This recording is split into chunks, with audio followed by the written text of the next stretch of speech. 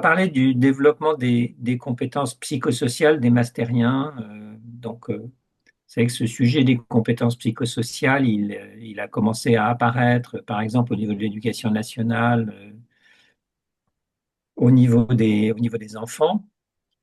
Il y a des programmes de développement personnel avec des cours de développement personnel ou de leadership dans certaines universités au niveau école de gestion, par exemple. Euh, il y a de plus en plus une certaine préoccupation en phase à différents niveaux des compétences transversales. Donc, les compétences transversales sont en fait des compétences qui sont applicables à tout un tas de compétences techniques, d'où leur nom de compétences transversales. Donc, par exemple, euh, l'assertivité ou les capacités d'écoute ou sont des compétences transversales. Je peux les utiliser en maths, en physique, en chimie, en droit, en tout ce que je veux. Donc voilà, donc c'est beaucoup porté sur sur le comportemental, le relationnel. Moi, je suis intervenant à l'École des mines de Paris et on s'est préoccupé dans un des masters spécialisés. Un master spécialisé, c'est l'École des mines, elle est connue pour ses ingénieurs et pour le corps des mines, hein. Mais c'est plus facile de faire sur un master spécialisé de l'innovation et des essais que de le faire sur les 300 ingénieurs ou les X-Min. Voilà. Donc, ce master spécialisé, il est en fait spécialisé dans la formation d'experts de niveau bac plus 6, 7, spécialisés sur l'industrie et les systèmes logistiques, hein. C'est-à-dire que ce sont des gens qui sont des spécialistes de l'automatisation, de la robotique, des techniques de production, du pilotage des flux, de la gestion des systèmes d'information, voilà. Enfin, on est dans une population spécialiste de cette nature-là. Il s'agit une population cette année, la promo, elle fait 21 étudiants. Donc c'est à la fois relativement petit, mais ça commence déjà à être un nombre significatif. Pour vous la profiler un petit peu, c'est des âges de 22 à 40 ans. Il y a plutôt des gens qui ont entre 22 et 30 ans. Il y a 6 nationalités.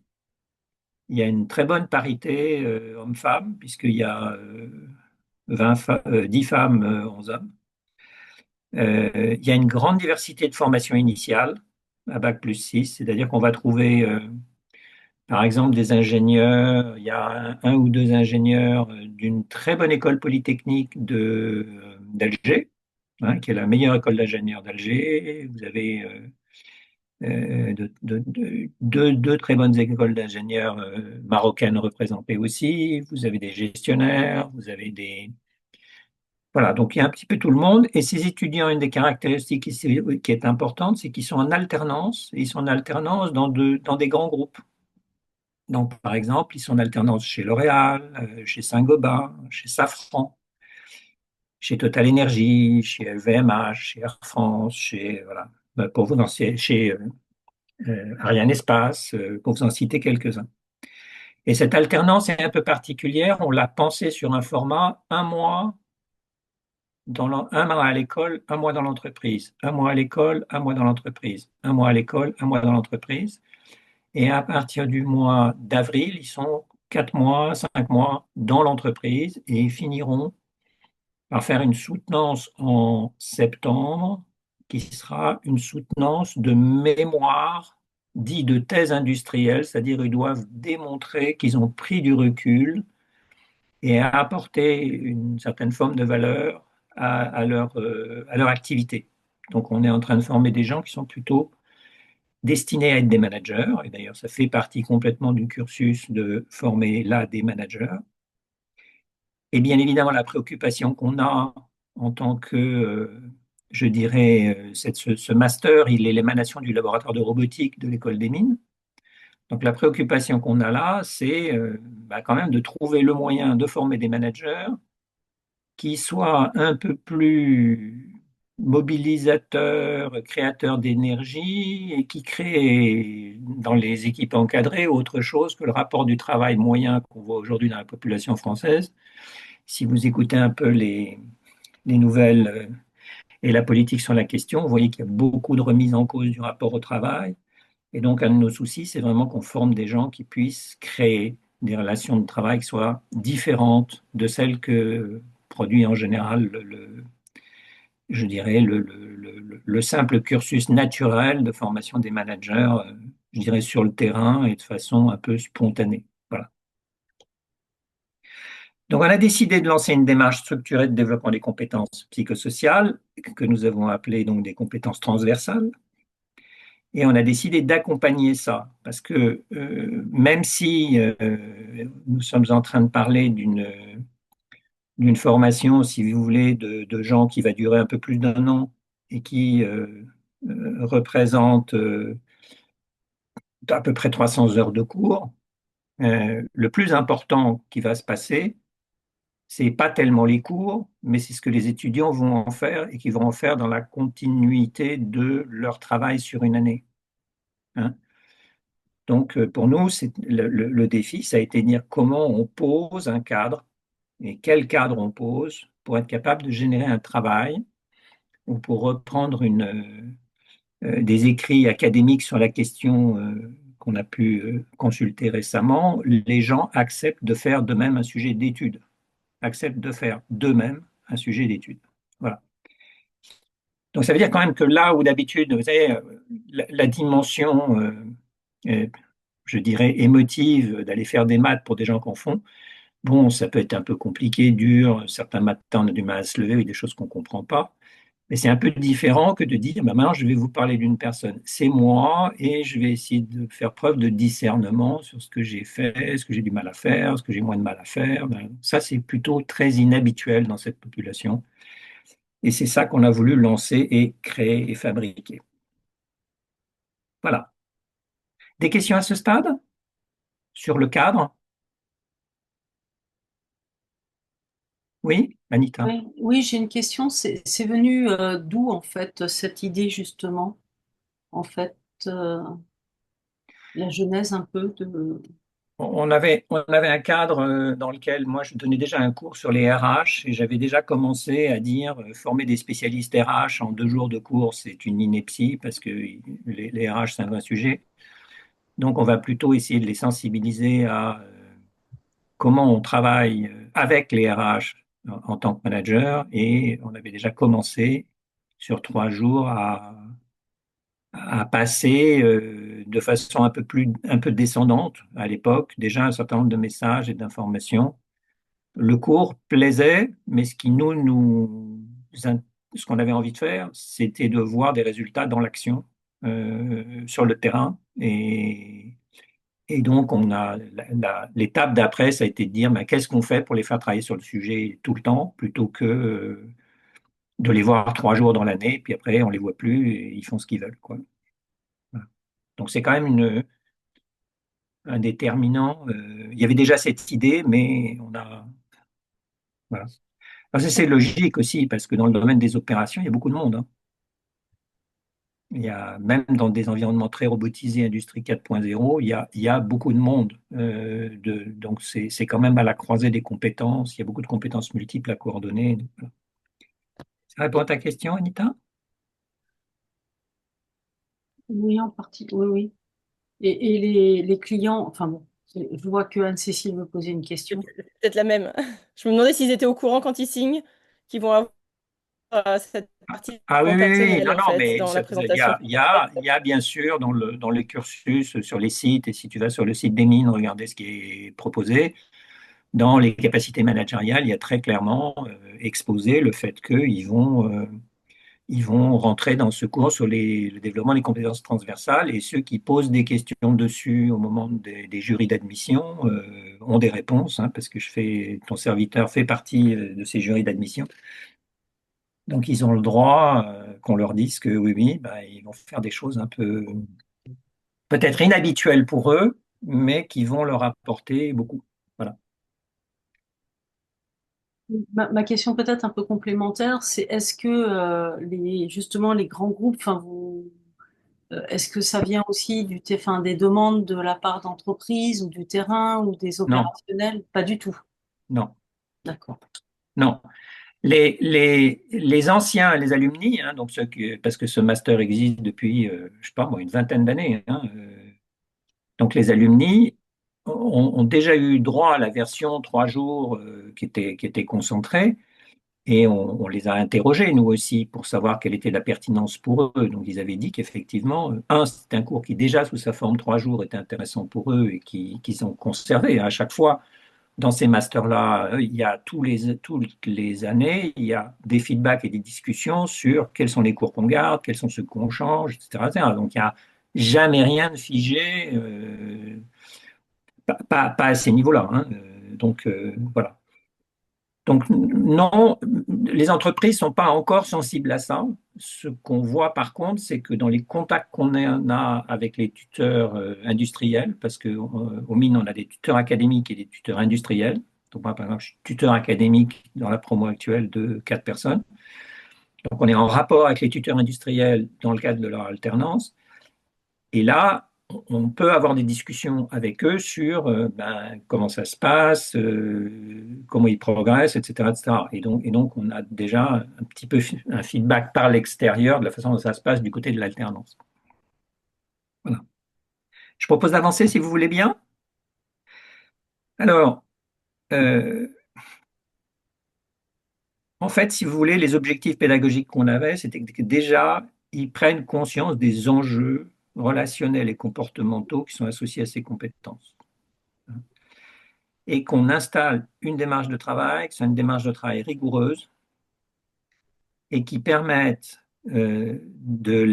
leur permettent d'avancer, par contre, sur des sujets de leur choix, avec les méthodes de leur choix. Parmi les outils, je développerai un petit peu en quoi leur choix est important là. Et bien sûr, ce qu'on a fait, nous, parce que ici, vous êtes quand même à l'Institut de logique émotionnelle, c'est qu'on a utilisé des outils de logique émotionnelle et notamment, on a utilisé 3 outils principaux. On a utilisé les techniques d'écoute, on a utilisé euh, le- les compétences racines et on a utilisé la grille de décodage qui en fait est une partie de ce qu'on appelle la cartographie émotionnelle en logique émotionnelle. Voilà. Alors évidemment, ça, ce sont les noms qu'on leur donne à l'Institut de logique émotionnelle. On a parlé de cartes de décodage des comportements. Voilà, on est resté sur des vocabulaires qui étaient des vocabulaires plus proches de leur milieu, mais c'est ces outils-là qu'on a utilisés. Alors, je vais dire peut-être un petit mot sur déjà ce qu'on a, le format, c'est-à-dire comment on les a mis en mouvement. Donc en fait, on a saupoudré des cours qui progressivement les ont mis dans une certaine forme d'habitude de travail et on a mis en tension à la fin avec un exercice qu'on est en train de faire maintenant. Donc en gros, pour faire simple, on a fait un jour en septembre pour introduire le problème et la question est ce qu'on leur demandait. Présenter les compétences racines, présenter un certain nombre de choses. On a fait une demi-journée en novembre, une demi-journée en janvier, une demi-journée en mars. Et en ce moment, ils le savaient, ils ont tous, en pédagogie blanche, un jury où chacun, pendant une demi-heure, va devoir présenter une synthèse de ce à quoi il est arrivé. Donc, ça veut dire qu'en quelque part, il y a une espèce de forme d'entonnoir et il y a eu un accompagnement régulier sur un certain nombre de techniques de travail, sur les fameuses compétences racines. Voilà. Donc le dispositif pédagogique en tout, c'est 5 jours, c'est 3 vraiment de cours et d'entraînement d'exercice, et puis c'est 2, mais les 2 derniers jours, si vous voulez, comme ils sont 21 à une demi-heure par personne, je vous laisse faire le calcul, c'est 2 jours pour nous, mais pour eux, c'est 1 heure et demie par groupe de 3, quoi, hein, voilà. Bien. Et il se trouve, c'est un peu le hasard du calendrier, qu'aujourd'hui, nous sommes juste à mi-temps de ces jurys, puisque j'en ai fait 12 aujourd'hui et que j'en fais 9 demain. Voilà. Vous avez tous les détails de l'opération. Alors, euh, ce qu'on va, ce qu'on va peut-être partager maintenant, est-ce que vous avez, si vous avez des questions, juste levez le doigt, posez-la, je m'arrêterai pour la prendre. Sinon, je vous propose d'avancer encore un petit peu sur ce que nous, en logique émotionnelle, et ça pour ceux qui sont un peu proches de l'Institut, ils l'ont déjà entendu ou le savent déjà, mais pour les gens plus récents parmi nous, qu'est-ce que c'est que ces fameuses compétences racines? Alors, les compétences racines, il y en a 4, et on a proposé 4 compétences racines, parce que si vous vous intéressez un peu au développement à ces fameuses compétences transversales ou à ces compétences psychosociales, une des caractéristiques, c'est qu'elles sont assez nombreuses, c'est-à-dire qu'il y en a 25, 30 identifiées, que quand il y a une définition dans certains groupes ou entreprises là-dessus, par exemple, on va dire ben, l'estime de soi, l'assertivité, ben, je peux en faire une longue liste, mais, et même dans le rapport qui est sorti en mars 2025 par un certain nombre de spécialistes de l'éducation nationale sur les compétences psychosociales, il y en a 14. Et il y a un deuxième volume prévu qui en contient à peu près autant. Voilà. Donc nous, on s'est dit, c'est bien gentil, mais quand par exemple je dis la confiance en soi, ben, travailler sa confiance en soi, je pense que la confiance, elle s'obtient au bout d'un travail sur d'autres sujets que la confiance. Et l'estime de soi, c'est un peu pareil. C'est-à-dire, je ne m'estime pas moi-même comme ça par magie, ou parce que je vais pratiquer un exercice de méthode Coué à me dire je suis brillant, je suis brillant, je suis brillant.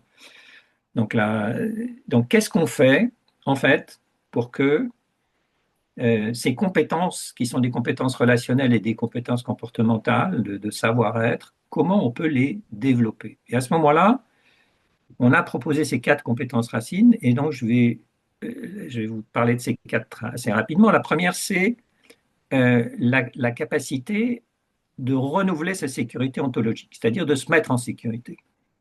Bon. Et d'assurer sa sécurité, mais de la sécurité soi-même, c'est-à-dire qui dépend de soi et pas du rapport aux autres. Alors, je vais l'illustrer par une métaphore, c'est-à-dire que si vous avez déjà vous êtes peut-être déjà passé chez des kinés suite à des soucis, à ce moment-là, vous avez peut-être fait l'objet d'une rééducation en termes de proprioception. Donc la proprioception, c'est quoi? C'est la capacité, par exemple, d'une articulation, comme un genou, à équilibrer le corps, c'est-à-dire à réagir dans des temps très très courts, à, par exemple, des aléas du terrain, etc. Et on voit bien que pour que quelqu'un marche et fasse un certain nombre de choses de façon satisfaisante, il faut qu'il s'occupe d'être capable de réagir très vite si son pied dérape ou si son pied rencontre un obstacle, et que c'est plus important que de s'assurer qu'il n'y a aucun obstacle sur le terrain. Hein? Donc cette logique de je suis capable moi-même de me mettre en sécurité est extrêmement importante. Et en plus de ça, on n'a pas les mêmes capacités à 30 ans, à 40 ans, à 50, à 60. Les environnements changent. Donc le renouvellement de ces repères de sécurité est fondamental. Et la sécurité est au cœur du vivant, comme nous le savons en biologie, puisque les processus de sécurité, ils sont inhérents à la vie, au processus homéostasique. Donc la sécurité, c'est vraiment un sujet. Bon. Le deuxième, ça a été la capacité à s'observer soi-même. C'est assez bien gentil de dire que on aimerait faire ci ou faire ça, mais finalement, la vraie capacité des gens à regarder ce qu'ils font, à l'analyser eux-mêmes, nécessite à la fois un référentiel et des connaissances, ne serait-ce qu'un vocabulaire pour être capable de le décrire. Et, et ça, la logique émotionnelle propose ça, alors qu'il n'y a pas vraiment de sujet comme ça traité correctement aujourd'hui dans la littérature sur les compétences psychosociales. Néanmoins, cette observation de soi-même, je vous parlais de cet ouvrage de mars 2025 sur les compétences psychosociales des enfants, ben, la capacité à s'observer soi-même est absolument identifiée et c'est un des sujets importants de ce rapport récent. La troisième compétence racine, c'est celle d'entraîner sa curiosité. Pourquoi? Parce que dans les processus d'apprentissage, on sait maintenant, par tout un tas de travaux des neuroscientifiques, que la curiosité est absolument fondamentale. Et d'ailleurs, cette curiosité, elle est complètement liée au circuit dopaminergique, c'est-à-dire qu'elle est liée au système de la récompense. Donc, tous les enfants disposent d'une grande curiosité. C'est-à-dire, si on ne les inhibe pas complètement, ils vont s'intéresser à tout un tas de choses. Ils ont hâte, en fait, de remplir, de connaître le monde. Il y a un petit quelque chose, si vous avez vu des petits-enfants, ou vous en avez accompagné récemment, qui relève d'une curiosité très importante. Et plus tard, dans la vie, un certain nombre de gens éteignent cette curiosité. Et pourtant, dans le fait d'être curieux, de se montrer curieux et d'entretenir ça, on fait un choix biologiquement parlant. C'est-à-dire que je peux soit être en train de me défendre, et à ce moment-là, je suis du côté du système de la punition ou de l'inhibition, et de l'autre côté, je vais être plutôt dans le système de la récompense, c'est-à-dire sérotonine, dopamine, etc. Donc en fait, à travers la curiosité, en activant ma curiosité, plus je porte mon attention sur ma curiosité et moins je suis dans des mécanismes de protection et de défense de moi-même. Et ça, c'est fondamental pour le travail en équipe. La dernière compétence racine, c'est la capacité à cultiver sa flexibilité cognitive, c'est-à-dire pour des raisons qui sont là aussi des raisons biologiques, nous avons dans notre tête, dans notre cerveau, une quantité d'informations absolument considérable. C'est-à-dire que si vous amusez à faire les maths du nombre de connexions synaptiques d'un cerveau moyen humain, on arrive à 10 puissance 15. Donc on est dans une logique où il y a énormément d'informations dans mon cerveau. Et la quantité d'informations instantanées que je peux acquérir par mes sens est beaucoup plus faible, voire infiniment plus faible. C'est du style 1000, alors que d'autres, je suis en millions de milliards. Vous voyez. Donc, ça veut dire qu'un humain, il vit principalement et d'abord dans la représentation du monde qu'il a constitué dans son cerveau. S'il considère que tout ce qu'il a dans son cerveau, c'est la réalité, eh bien, on arrive à quelqu'un qui se déconnecte du monde extérieur et de la réalité, et on arrive à des situations où, par exemple, des managers qui sont complètement déconnectés du terrain, des politiques qui n'écoutent plus personne, etc., etc. Bon.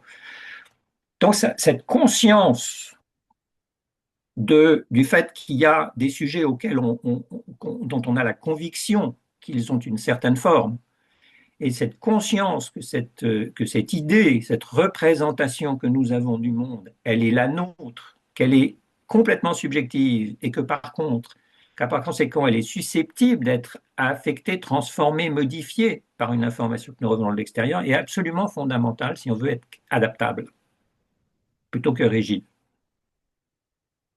Et cette adaptabilité, elle est fondamentale, encore une fois, aujourd'hui, étant donné le rythme des transformations et des évolutions que connaît le secteur économique, mais le secteur industriel aussi. Voilà. Donc ça, c'était une petite parenthèse sur les compétences racines, mais il y a bien plus de matière à l'ILE sur ces sujets-là concernant les compétences racines. Un petit moment de question peut-être? Justement, les compétences racines, on les voit à quel moment quand tu dis à Lille, on en parle régulièrement, mais Ah ben, là maintenant, elles sont exposées dès le parcours relation 1, elles sont exposées dans le parcours manager, donc ces points de repère existent, mais bon, on peut facilement te les communiquer, Sophie, hein, oui. c'est, Ah oui, du coup, il y a des petites piqûres enfin, c'est même pas une piqûre de rappel, je serais intéressée, oui, oui, bah, écoute, Il y a eu un atelier, Sophie, qui Ah, a créé aussi aux compétences racines. C'est-à-dire qu'à chaque fois qu'il y a des nouveautés, elles sont transmises dans les ateliers à thème. D'accord. Alors, vous pensez peut-être en refaire un atelier là-dessus ou pas? Bah, c'est une bonne suggestion. Si on a des candidats ou des gens intéressés, avec plaisir, oui, bien sûr. D'accord. Ouais, parce que du coup, c'est très intéressant. Ok, merci. D'autres questions?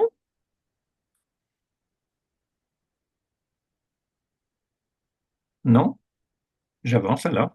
Alors, si, quand même, parce que dans ta Oui, population, tu disais que tu avais des gens de 22 à 40 ans, donc je suppose que oui, dedans, tu as déjà des managers. oui.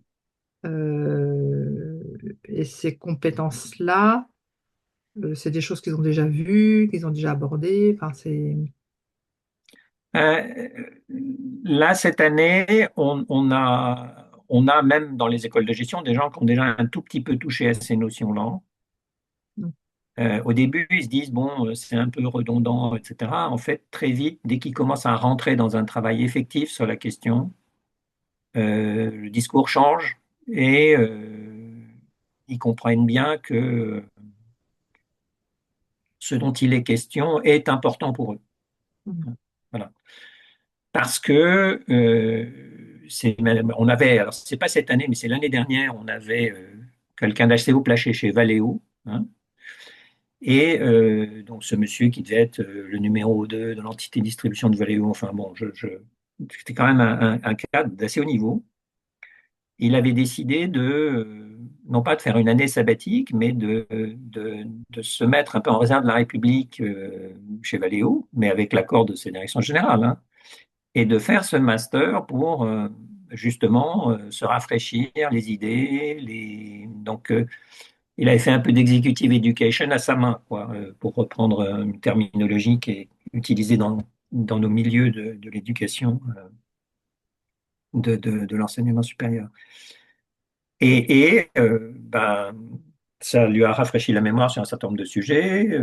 Alors, on a vu sortir des questions de comment je fais avec Monsieur Machin, qui est un serial burn-out et que je dois modérer dans son intensité, et comment je lui dis, comment je le prends, comment je l'appréhende, qu'est-ce que je peux faire, etc. Voilà le genre de questions qu'avait posé ce monsieur.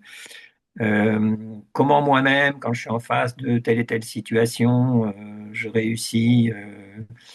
Ben, quand même, là maintenant, j'approche la cinquantaine. Moi, j'ai pas envie de passer mon temps à me cramer sur des sujets mal pris, mal foutus, sur lesquels il faut fournir une énergie folle pour réussir à résoudre le problème. Donc, par exemple, il avait travaillé sur toute la gestion des crises et donc qu'est-ce que ça impliquait. Bon, il y a globalement eu, je dirais, une appétence. Et c'est très intéressant pour ces managers, entre guillemets, seasoned, hein, c'est-à-dire déjà bien établis et matures, de travailler ça avec la jeune génération, pour des raisons évidentes.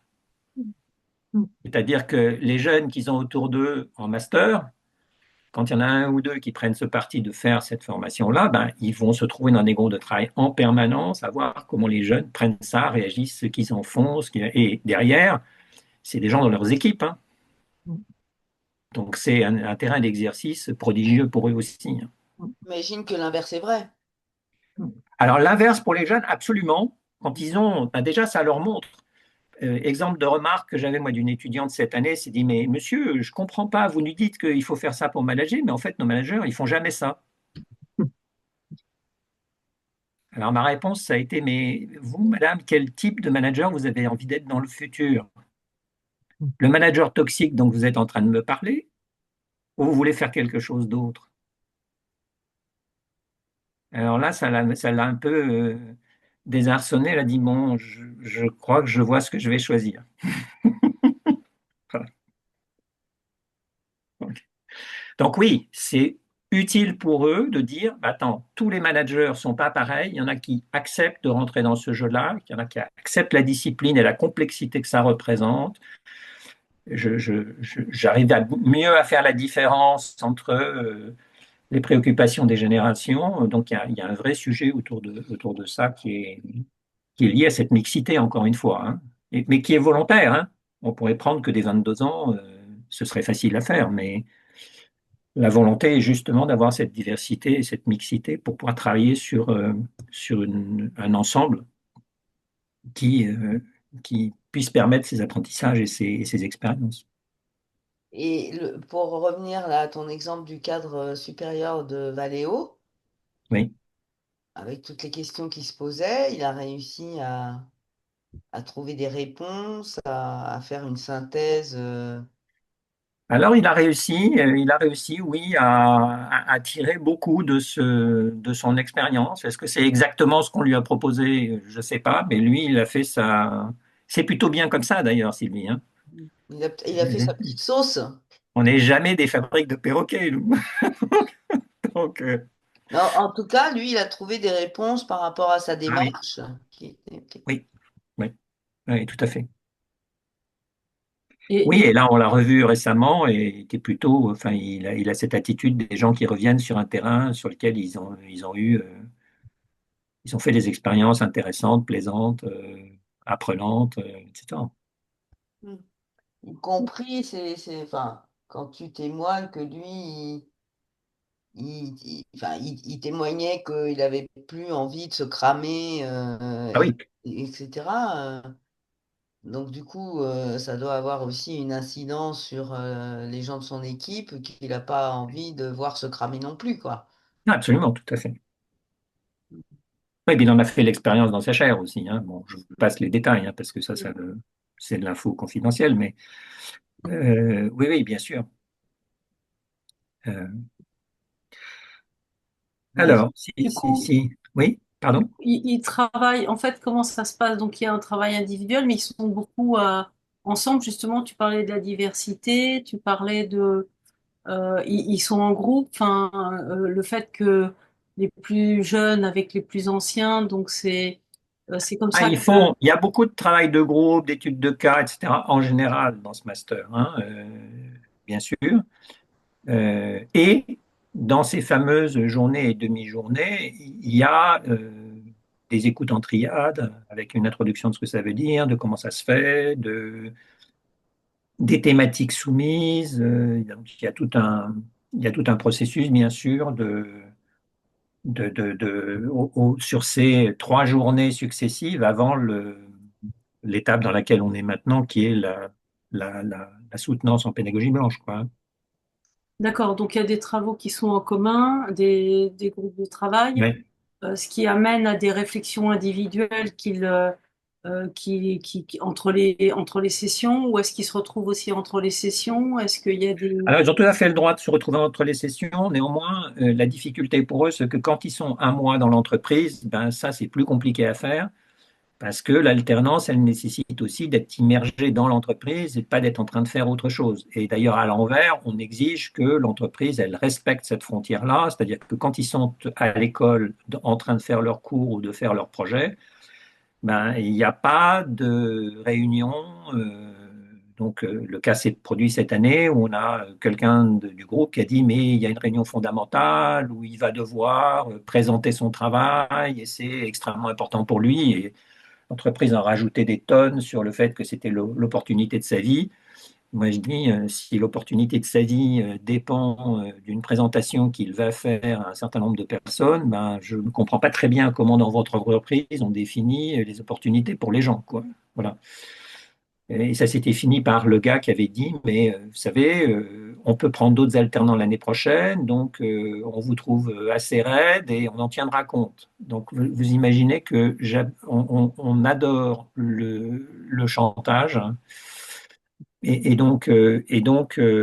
gars, il était dans le cours et il n'était pas dans la fameuse réunion. Et si ça fait que cette entreprise préfère aller chercher des alternants ailleurs, aller les chercher ailleurs, c'est pas notre problème. C'est leur problème, mais pas le nôtre. Voilà.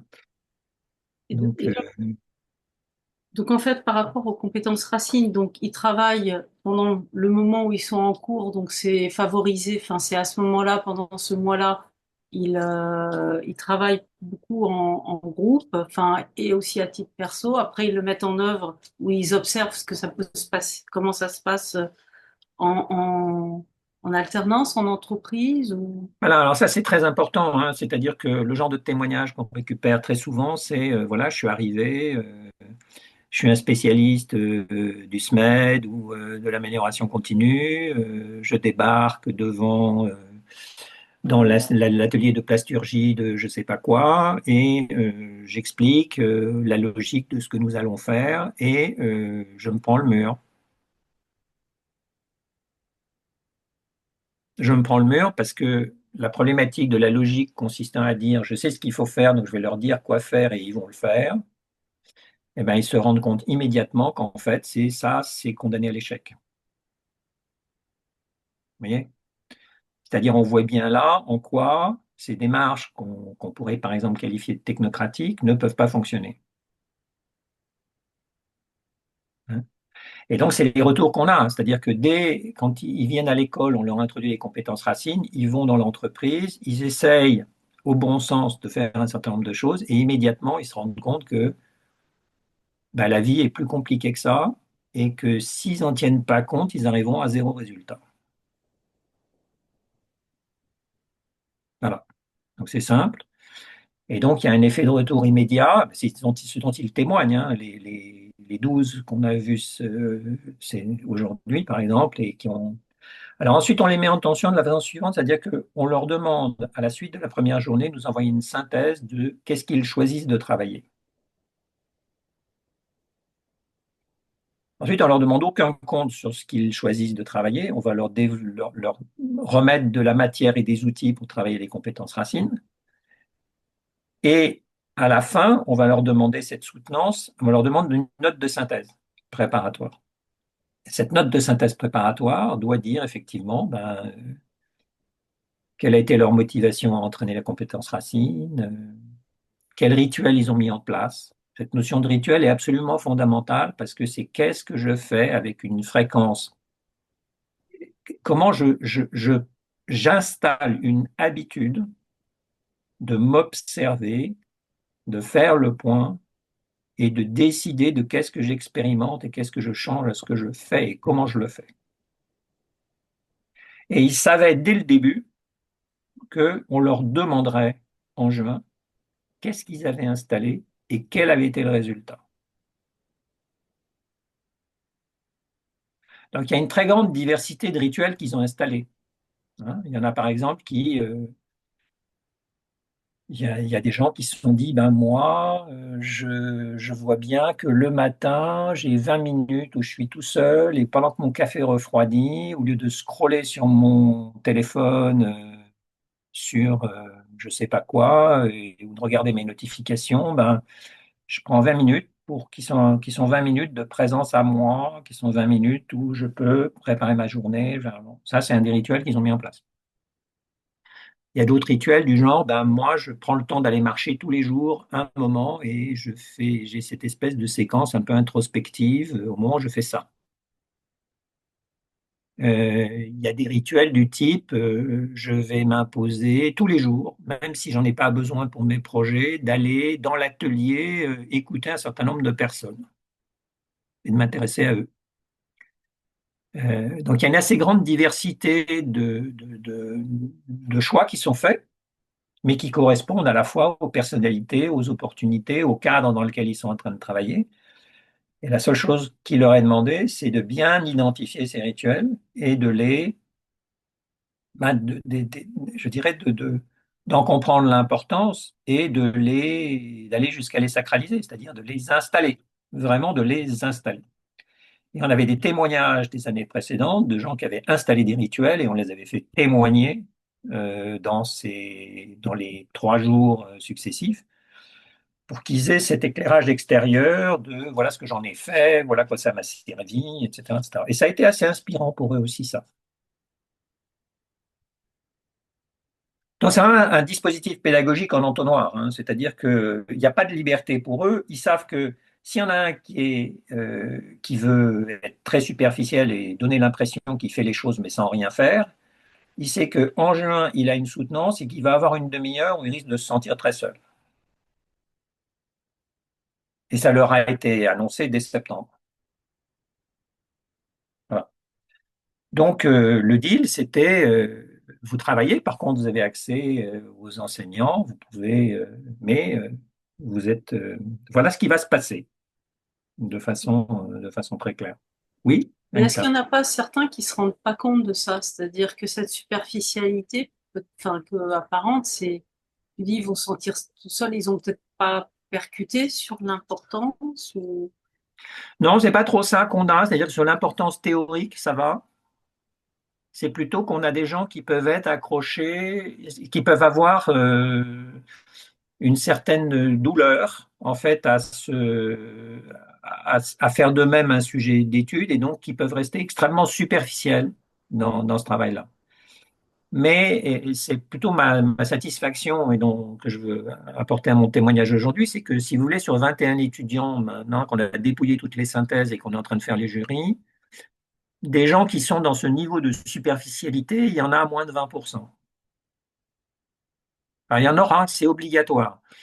Je pense qu'il y a des gens, juste de revisiter certains des éléments qui les constituent peut être très douloureux et par conséquent, ils vont avoir beaucoup de logiques d'évitement qui, en général, sont dans la narration. C'est-à-dire, je raconte des histoires, je manipule des concepts, mais je descends jamais ou quasiment jamais dans mes ressentis, ils sont le signal de quoi, comment je les exploite, qu'est-ce que j'en fais, etc., etc. Donc je reste à la superficie et j'en bouge pas. Voilà. Mais on a de temps en temps, sur certaines personnes typiques à l'ILE, aussi des sujets comme ça, hein. Il y a des gens qui ont du mal à descendre en dessous de la surface de l'eau les concernant. Et je respecte cette douleur. C'est peut-être un processus très difficile pour certains, pour plein de raisons qui leur appartiennent, dont certaines qu'ils veulent bien nous confier, et puis d'autres que parfois ils connaissent même pas eux-mêmes. Donc, Et du coup, tu disais, ils ont accès aux enseignants, donc il y a un dispositif d'accompagnement. Il consiste en quoi, en fait, pour le coup? voilà, il y a ces demi-journées où on les relance avec des travaux.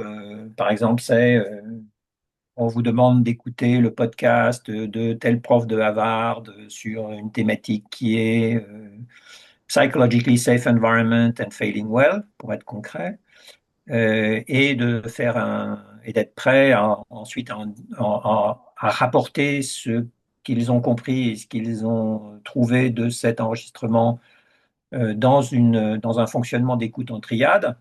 Vous voyez, donc on va mixer à ce moment-là les techniques d'écoute et en même temps de se référer à un support bien précis parce qu'il est intéressant sur le plan de la sécurité ontologique et qui donne des éclairages complémentaires bon, en l'occurrence, le podcast de Harvard, c'est plutôt bien, donc il voit qu'il n'y a pas que des...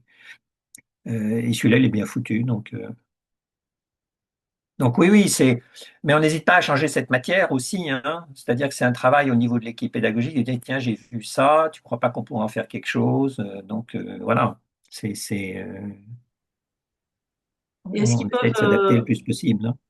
ils peuvent vous contacter entre les sessions pendant les... Alors, ça n'a jamais eu lieu, mais dès le début, dès septembre, ils ont mon numéro de téléphone, mon mail, et donc ils peuvent avoir accès à moi quand ils veulent. La seule chose qu'ils savent, c'est que s'ils viennent pour me dire que l'exercice proposé, ils ont du mal à le faire, ils peuvent aller se faire foutre. Et que si par contre, ils viennent en disant, ben voilà, j'ai eu telle situation que j'ai rencontrée, je l'ai documentée, voilà ce qui s'est passé pour moi, ils savent que là, ils peuvent venir quand ils veulent et qu'ils auront toujours la porte ouverte. Hein, donc, mais vous faites votre part du boulot, et à ce moment-là, moi, je suis complètement prêt à discuter de ce que vous voulez, mais il y a une contrepartie, c'est que vous ne venez pas pour vous excuser de ne pas faire le boulot.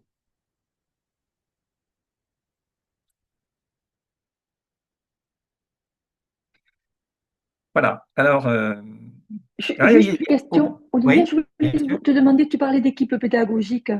Donc, à ton niveau, là, vous êtes combien? Tu es tout seul? Vous êtes. Ah non, pour un master comme ça, si tu veux, il y a 300 heures à donner. Donc, si tu veux des profs, il doit y en avoir un petit peu plus d'une dizaine. Et il y a un noyau d'équipe pédagogique de 4 5 personnes. Quatre Sur cette, personnes dans un ancien. sur cette formation-là, enfin, sur Oui, sur les compétences, voilà. spécifiquement sur ce master-là. Oui, D'accord. absolument. Ok. Oui, c'est bien. Mais ça couvre tous les sujets, hein, Mhm. je veux dire, les 300 heures, c'est pas, si vous faites le compte, 5 jours par rapport à 300 heures, c'est un tout petit morceau de l'ensemble du programme, hein. Mhm. Et pour le coup, comment ça se, enfin, ils ont plus de questions, comment ça se passe par rapport aux autres matières ou est-ce qu'il y a des choses un petit peu éclairantes, Ce qu'on essaye de faire au niveau différenciantes? du master, c'est progressivement de familiariser les autres profs. Donc moi, je suis très lié, enfin très proche, pardon, du responsable pédagogique de ce master à l'école des mines, qui s'appelle Arthur Gaudron. Et Arthur, ben, c'est lui qui est dans les jurys aujourd'hui, donc il a déjà une connaissance des techniques par capillarité, il a une connaissance du sujet et des techniques. Et il a suffisamment de maturité maintenant pour qu'on puisse discuter d'un certain nombre de sujets sur les contenus pédagogiques. Les autres enseignants sont beaucoup moins déjà au fait de ça.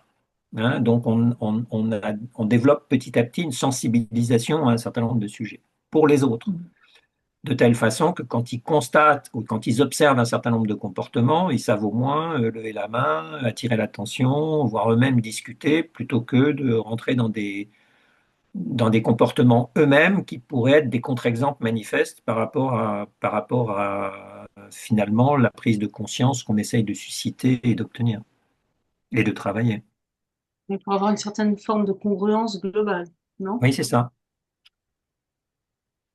Mais quand je vois on avait des informations un petit peu internes de d'autres masters, il y en a à peu près, il y en a trois ou quatre équivalents en France ou proches, hein.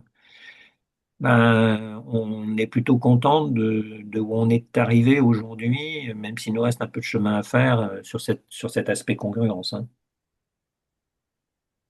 C'est-à-dire qu'au niveau de l'enseignement, enfin de la cohérence de tout, C'est-à-dire il y a une assez grande proximité des équipes pédagogiques sur la capacité à se parler d'un sujet, à le traiter, à l'amener. C'est pas juste chacun dans son couloir, quoi, hein. donc, ce que je comprends, c'est que ça permet en même temps d'emmener l'équipe pédagogique, enfin de tout le Ouais. master qui monte également. Oui, tout à fait. Alors, l'objectif n'est pas que tout le monde devienne spécialiste de chaque chose, mais que par contre, les axes de coopération et de cohérence soient bien clairs dans l'esprit de tout le monde. Et alors justement, par rapport à ça, euh, les autres disciplines, les autres enseignants, c'est quoi par exemple comme genre de discipline?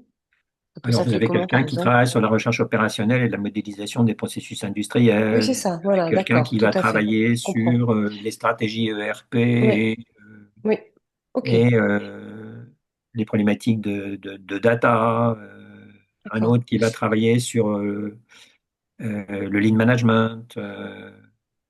D'accord.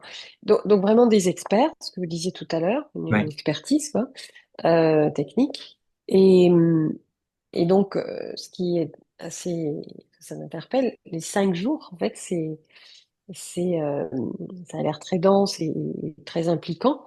En même temps, 5 jours sur un master de 300 heures, donc 5 jours, 5 fois 7, 35, ça fait 10% à peu près, c'est ça. un peu plus. Comment vous arrivez à créer cette congruence, en fait? Alors, les 5 jours en tant que tels, par rapport aux étudiants, je comprends qu'on puisse leur insuffler, voilà, enfin, leur donner déjà des éléments de base, Ouais. voilà. Comment cette congruence, vous arrivez à la mener, enfin, l'amener, oui, dans ce master? Enfin, est-ce que ça se passe de manière informelle? Est-ce qu'il y a une présentation formelle aux autres enseignants à un instant T? Est-ce que, Alors, il y a quelques présentations formelles qui sont faites à toute l'équipe, enfin, à régulièrement. toute l'équipe d'enseignement?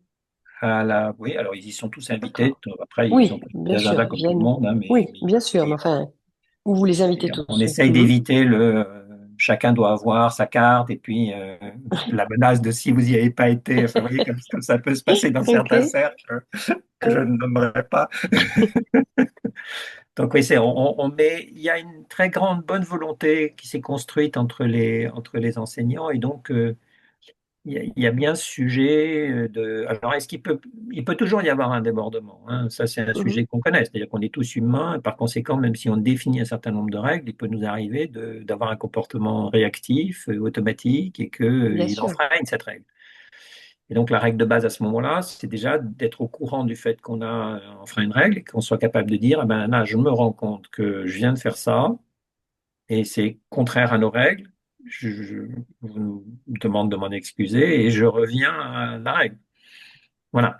C'est-à-dire que la perfection n'existe pas, mais par contre, l'exigence de conscience, elle est là tout le temps. Ok. Merci. Je vous en prie. Voilà, Et je donc voulais te si vous voulez. demander, Oui. Olivier, dans la foulée, en fin de compte, ce ne sont pas tous des candidats euh, à être RH ou des choses comme ça, en fait. Ah non, C'est non, non, pas aussi du tout. des...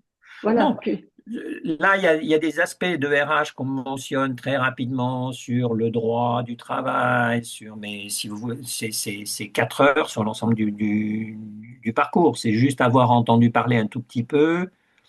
Moi, je sais pas, par exemple, des gens qui sont de futurs managers à l'international, Oui, d'avoir entendu une fois dans leur vie que s'ils font une vanne salace aux États-Unis et qu'elle est perçue comme étant sexiste, ils prennent un risque sur leur carrière.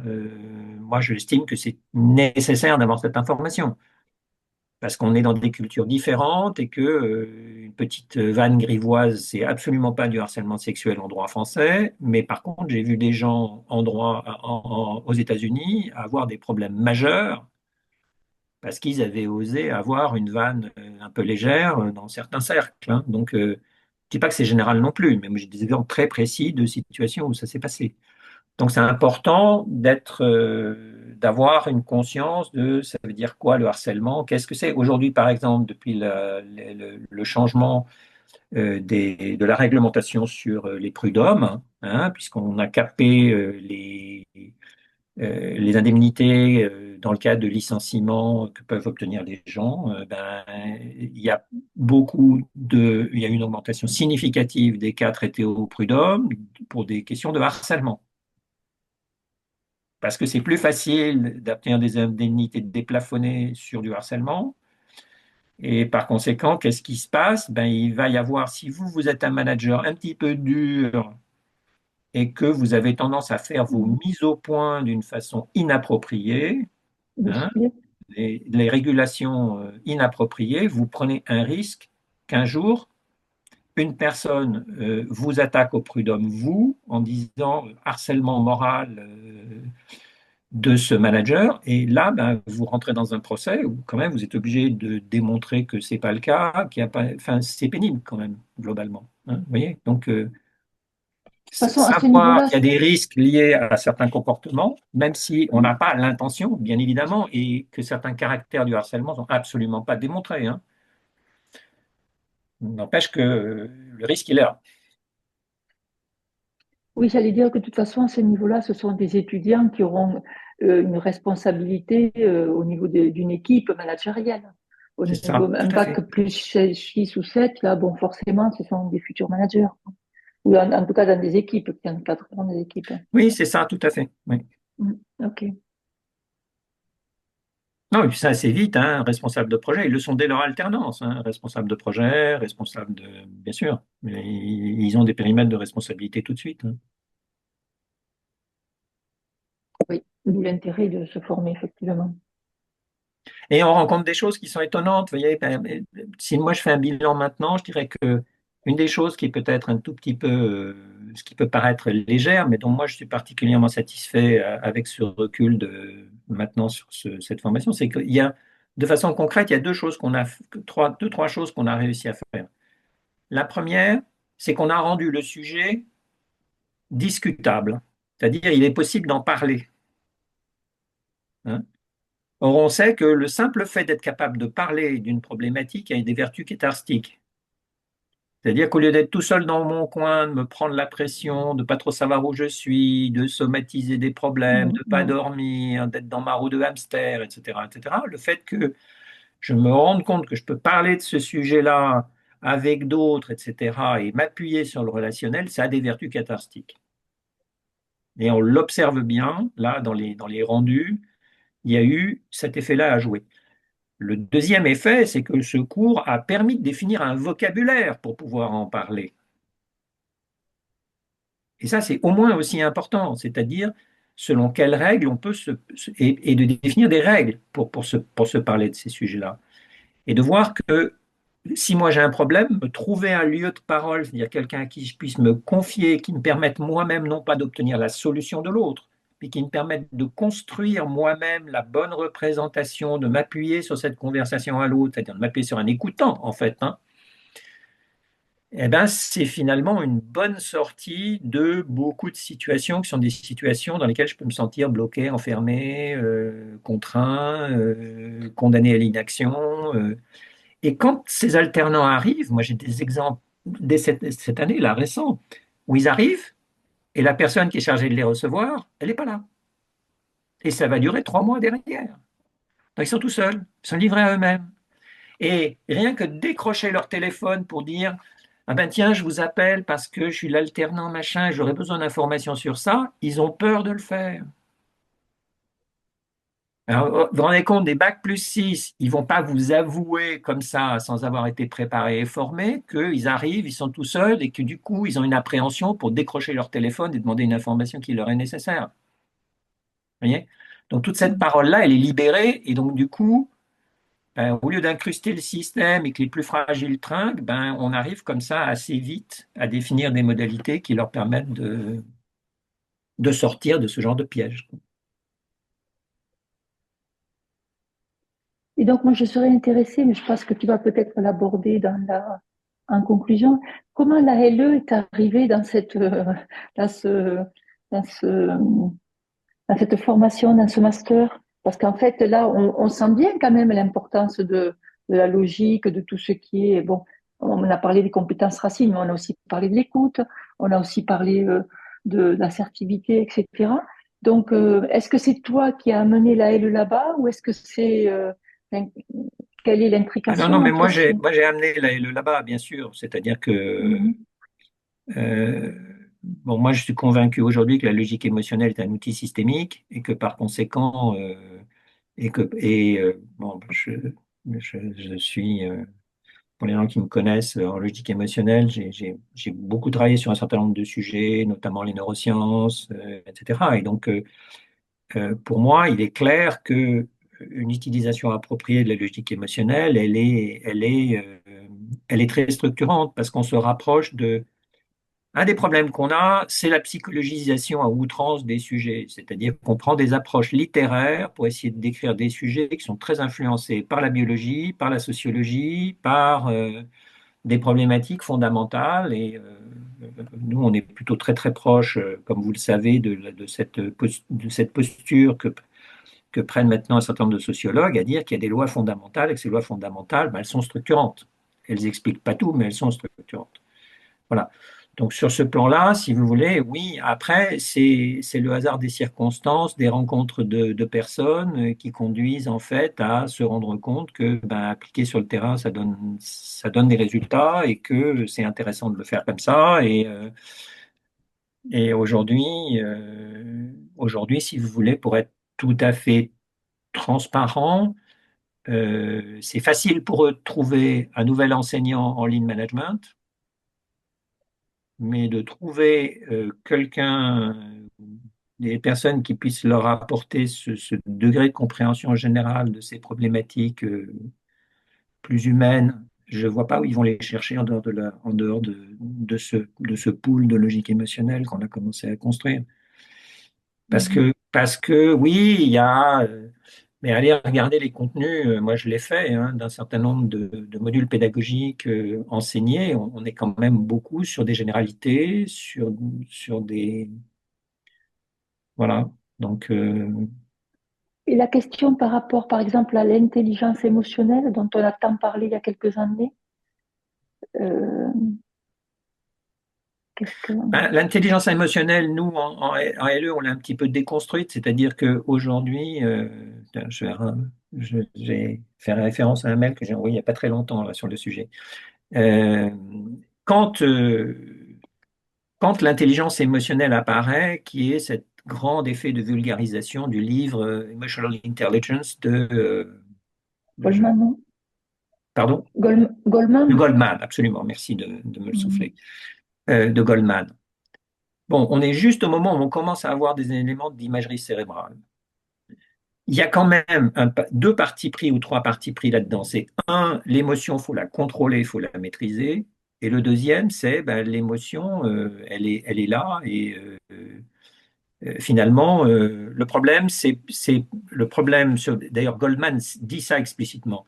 Il dit le problème sur les tueries, les tueries par arme à feu, qui sont malheureusement assez fréquentes aux États-Unis. Il dit le problème, c'est pas la colère. Le problème, c'est que les armes à feu soient accessibles aux gens qui sont en colère. Je cite Goldman, hein. Bon, mais il y avait cette espèce de dimension-là qui était, et il y a eu très très vite après dans les écoles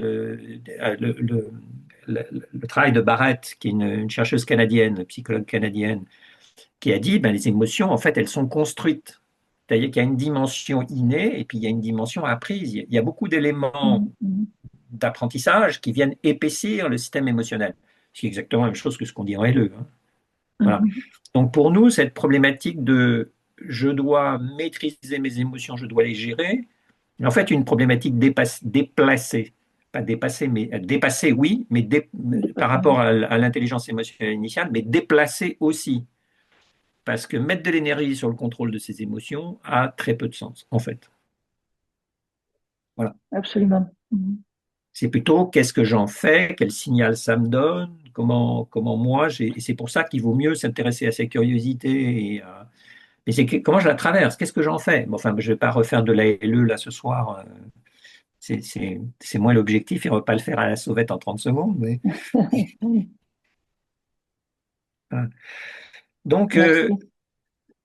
Est-ce qu'on peut revenir, pardon, tu oui. avais dit, moi j'ai retenu que tu avais trois avancées, en tout cas trois bénéfices, enfin tu as Alors, dit rendre le... Oui, le troisième, c'est qu'ils ont tous fait des progrès. merci, c'était ça. Ils ont tous fait des progrès. Alors, à des dimensions variables, hein, c'est-à-dire que même ceux qui ont fait des choses superficielles ont quand même fait des progrès.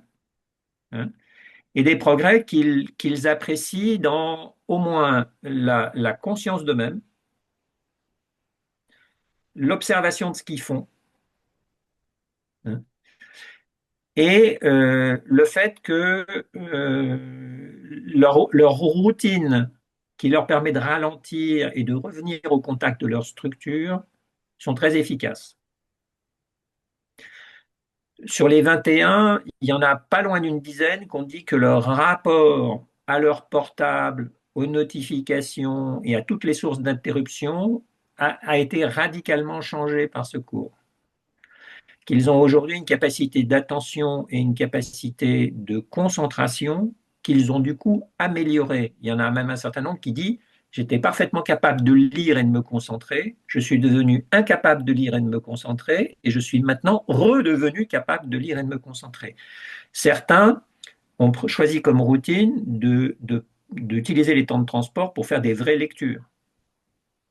Au lieu de scroller Instagram, certains ont désinstallé Instagram de leur portable.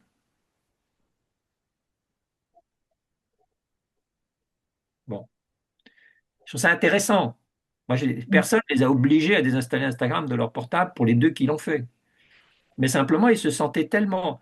Il y en a un qui témoigne en disant ben, moi, je me suis rendu compte que quand j'arrivais au boulot, j'étais juste en vrac, quoi. C'est-à-dire que j'avais tellement scrollé, fait des trucs comme ça, etc. Le mot qu'ils utilisent, c'est brain rot. Je ne sais pas si vous voyez ce que ça veut dire. Je peux vous l'écrire si vous voulez dans le chat. C'est Brain, c'est le cerveau et rot. brain rot. Rot, c'est la pourriture.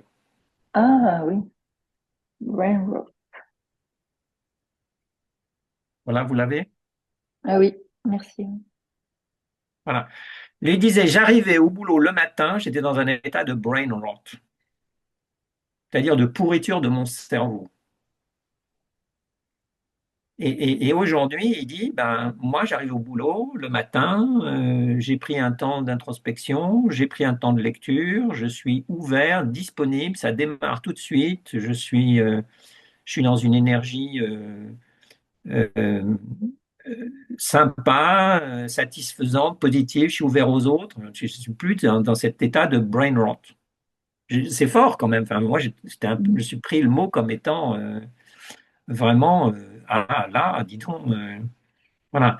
Mais vous pouvez leur expliquer 15 000 fois que être addict aux réseaux sociaux, etc., c'est plutôt mauvais, etc. On peut le dire, hein, Ça marche pas. mais simplement, c'est pas ça qui va les faire arrêter. Oui, oui. Voilà. Donc, dans les progrès réalisés, il y a quand même des choses qui sont bon, voilà, pour moi, c'est gratifiant, franchement. Enfin, je ne dis pas ça. Euh, Et il y comment a ils plein de ont... choses qu'on peut améliorer, changer, modifier, qu'on peut faire différemment, bien sûr. Mais bon, on n'a pas complètement fini la conclusion et le débrief de cette année avec le responsable pédagogique, mais le constat aujourd'hui, c'est plutôt, bon, ben, on est plutôt très content de la façon dont ça fonctionne, quoi. Et Ok. les étudiants aussi, enfin en tout cas les 12 qui sont passés aujourd'hui, ils sont contents, même ceux qui y ont été de façon un peu superficielle. Il est 20h15, Olivier. Une Ah, dernière déjà. question peut-être de la part de nos participants.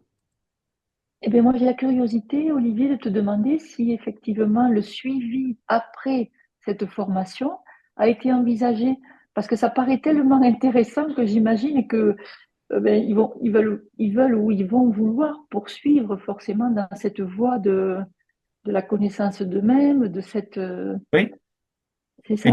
tous disent, enfin les 12 qu'on a vus, présentent des intentions de poursuite cohérentes par rapport à ce qu'ils ont fait et qui vont dans le sens de ça, j'ai compris que c'était important pour moi et ce que j'ai déjà réussi à faire, je vais continuer. Mhm. Bon, est-ce qu'on va avoir des chutes? Il y en aura. Il y a des gens qui passeront à autre chose. Oui, bien sûr.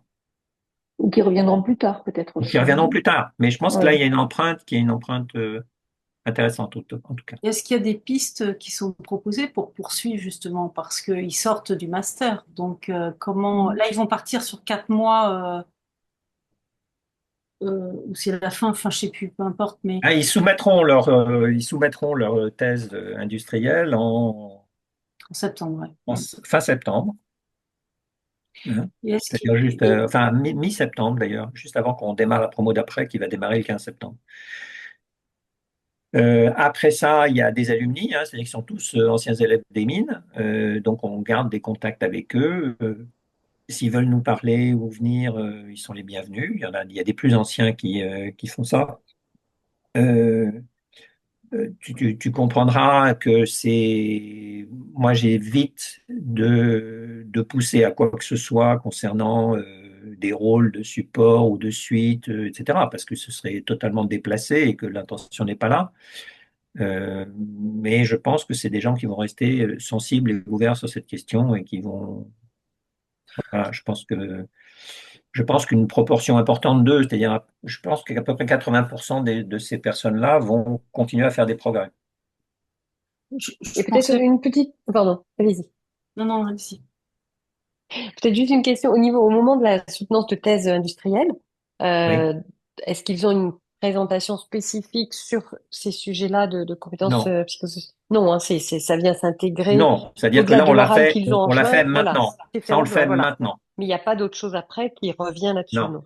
Voilà, ce sont deux étapes différentes et non. Alors, par si ce n'est contre, dans la manière euh, peut-être dont ils présentent leur thèse industrielle, voilà. peut-être. Par contre, Voilà. voilà la façon. Oui, c'est exactement ça le sujet. C'est-à-dire que par exemple, un des étudiants dont moi je suis le tuteur académique Mhm. est en train de travailler sur des problèmes d'insertion d'outils digitaux sur des shop floors industriels. Mhm. Voilà. Ben là, typiquement, si vous voulez, ce dont on est en train de se rendre compte, ça paraît évident, mais quand on prend ce parti-là, on arrive à des choses très différentes. C'est qu'on arrête de parler de résistance au changement et Mhm. on se dit, moi, en tant que concepteur d'une application digitale pour des opérateurs, quelle expérience de vie je suis en train de créer pour eux? Et du coup, vous Tout à fait. voyez apparaître des enquêtes et des dialogues avec les opérateurs qui n'ont rien à voir avec ce qui se passait avant quand on disait, ah, informaticien, j'aimerais bien que le bazar il fasse ça. Et ensuite, on récupérait une application digitale et les ingénieurs allaient voir les opérateurs en leur disant, eh ben, il faut que tu fasses ça. Mais je comprends pas, j'ai mon papier, il me sert bien, c'est Mm. quoi tes conneries? Donc, conduite du changement. Et derrière, on invente des projets de conduire du changement qui sont en fait des espèces de mécaniques, Bien quand on les sûr. prend mal, hein, parce qu'elles ne sont pas toutes comme ça quand même. Mhm. Je me garderai bien de Oui, bien sûr. critiquer. Mm. Mais il y a souvent et c'est vrai, c'est très vrai chez les consultants, et moi qui ai passé 20 ans en stratégie, je sais de quoi je parle, je vais faire un calendrier très mécanique des choses qui doivent se produire à telle date, et derrière, je vais rentrer dans une dynamique de conduite de projet comme si c'était un projet de robot. C'est ça. Sauf que ce Alors soit jamais de évidemment, l'humain. ça foire, quoi. Enfin, ça foire. Mm. Bien sûr. Il y a plein d'effets secondaires de ce genre Mm. de choses, quoi, hein. Mm. D'accord, oui, très bien. Non, c'est vraiment intéressant, passionnant. Je reviens sur ma question. Comment dirais-je? Ma question en fait était plutôt de savoir s'il y a enfin comment dirais-je, dans une année on apprend des choses, on peut se rendre compte que on commence à amorcer on va dans une première direction. Alors j'ai peut-être pas tout compris, hein. Mhm. C'est plutôt de donner des pifs, hein, ou des endroits, en fait, des liens, peut-être plutôt des liens pour poursuivre, pour aller plus loin. Alors, C'est ça que je le pensais, hein. cours C'est pas d'être. lui-même, le cours lui-même, c'est-à-dire qu'il y a quand même, si vous voulez, quelque chose comme, je crois que les supports pédagogiques, ça doit être pas loin de 200 slides, hein. Ok. Donc Donc, c'est si vous dedans. voulez, chaque élément qu'il Ok. aurait, et bien sûr, toutes ne sont pas parcourues en cours de façon Ok. descendante, hein. Mais par contre, chaque élément est systématiquement cross-référencé avec des sources, Et hein. donc il y a déjà le kit, en fait. On a le kit. Donc, il y a déjà la possibilité de remonter à franchement, je pense qu'on doit dépasser la centaine de sources qui peuvent aller regarder, creuser, s'ils veulent le faire, hein. Il y a des références de livres, il y a des références de. Donc, mais ça parce que pour moi, c'est très important de citer les sources. C'est absolument fondamental de citer les sources. Et en même temps, moi, ce que je me dis, c'est que, par exemple, quand on rentre dans cette dynamique, chacun avec son rythme, on peut peut-être avoir envie de poursuivre ou de se donner la possibilité de se former régulièrement ou de se compléter. Oui, C'est ça. Donc, oui, c'est à ça que pensais plutôt. C'est peut-être de, voilà, oui. poursuivre l'expérience. Mais c'est Ouais. ça. Maintenant, bon, Ok. c'est, c'est, c'est- en tout cas, de mon côté, encore une fois, il y a une grande attention à euh, vraiment se focaliser sur déjà leur faire faire les progrès qu'on a envie de leur faire faire dans le cadre de cette démarche-là. Oui, Voilà. premier pas déjà. Après, on peut tout imaginer, mais Ok. Donc toi, voilà. Olivier, tu cites clairement la logique émotionnelle? Ah oui, par exemple, les compétences racines, on les a inventées à quelques-uns c'était quoi? C'était Refondé, Sylvie, non? La transmission, ouais. Refonder la Hein, transmission. c'était Ouais, dans Refondé qu'on ouais, a ouais, ouais. esquissé Non, les compétences et qu'on les a construites, enfin qu'on a construit les supports qui étayaient ça. Ben, c'est une propriété intellectuelle de l'ILE, hein. J'ai pas d'autre, je veux dire, ça me paraît complètement légitime que l'Institut de logique émotionnelle soit cité comme étant l'auteur de ça. Oui. Non, c'était pour justement savoir s'ils étaient bien sensibilisés à la logique émotionnelle Il n'y par ce a biais-là. aucune référence qui soit, quand je parlais de toutes les références qui sont dans les supports pédagogiques, à chaque fois qu'on est sur quelque chose qui est une source ILE, elle est citée. À chaque fois qu'on est sur quelque chose qui vient d'ailleurs, par exemple, il nous est arrivé de faire des supports pour décrire ou pour illustrer des propos de Nakache sur qu'est-ce qu'est une représentation, hein, c'est l'exemple qui me vient à l'esprit. Bon, ben, on va écrire en bas, ben, c'est source ILE d'après Nakache, le cinéma intérieur. Est-ce que tu as senti justement un intérêt ou des questions sur la logique émotionnelle de la part de ces personnes? Non, Oui. ils sont très contents d'avoir fait un truc sans très bien savoir distinguer si c'est de l'intelligence émotionnelle. Donc, s'ils sont un peu imprimés par ce nom de marque, l'intelligence émotionnelle, ils vont dire que c'est de l'intelligence émotionnelle. J'ai envie, peu importe le sujet, ils ont fait des trucs qui leur sont utiles, ils savent comment ça marche et voilà. Et je vois bien dans au moins trois thèses, enfin trois, pardon, synthèses pour l'étape à mi-parcours de laquelle nous sommes là maintenant, qui est ces petites soutenances d'une demi-heure, des synthèses préparatoires, elles contiennent des mentions LILE. Quatre ou cinq d'entre elles contiennent des mentions à l'Institut de logique émotionnelle. D'accord. Je vais devoir vous Et, quitter parce que et, et l'école des mines le sait, hein. C'est pas, je veux dire, non, c'était pour savoir justement s'il y avait un intérêt, toi, s'il y avait eu quelqu'un avait rebondi là-dessus ou si c'était juste savoir comment ça les percute. difficiles, ils ont quand même 300 heures de cours, un mémoire à sortir, des périmètres de responsabilité. Et ces 21 personnes, elles ont un agenda très dense, hein. C'est-à-dire qu'il y a 300 heures de cours et il y a presque 200 heures de travail personnel demandé en plus. Donc, c'est quand même une année très dense pour eux, hein. Donc, je pense qu'ils n'ont pas la bande passante de commencer à s'intéresser à...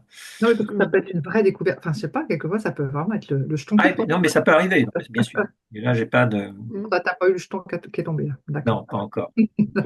Ça veut dire que la probabilité, c'est peut-être moins de 20%, tu vois.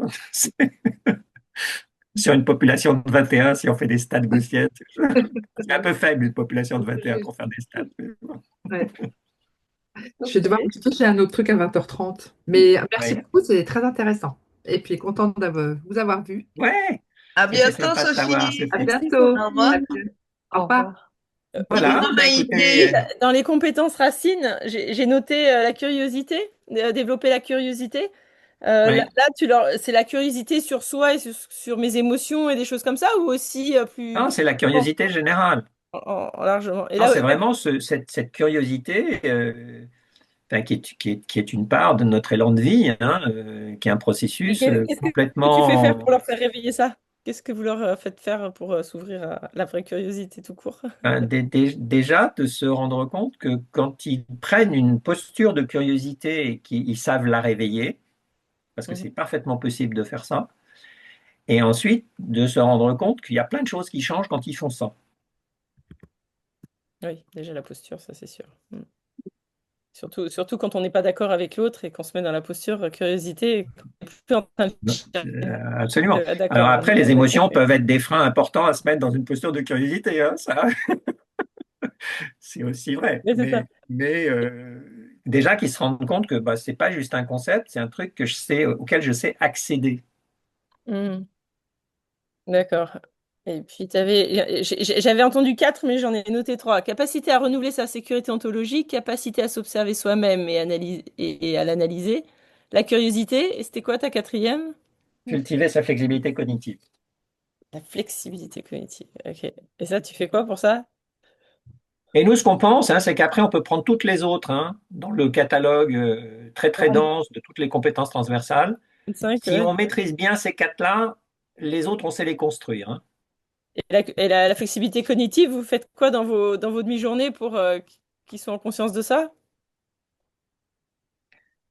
Ben, écoute, j'ai pas le programme pédagogique sous les yeux là, mais on va leur montrer que ben, si je suis rigide et que je suis défensif et que je suis plutôt dans l'exclusion par rapport à quelque chose, c'est peut-être le moment de ralentir et de me demander pourquoi je fais ça, Mhm. hein. Voilà. Mhm. Yes. Donc, l'opposé, devenir flexible. Bon, ben on s'en reparle un de ces jours. Avec plaisir. Merci Olivier pour cet Merci pour tout. Merci beaucoup. C'était exposé très Merci intéressant. Olivier. vraiment Bonne journée à intéressant. tous. Merci Et beaucoup. quel boulot tu fais, c'est fantastique, hein, dis donc.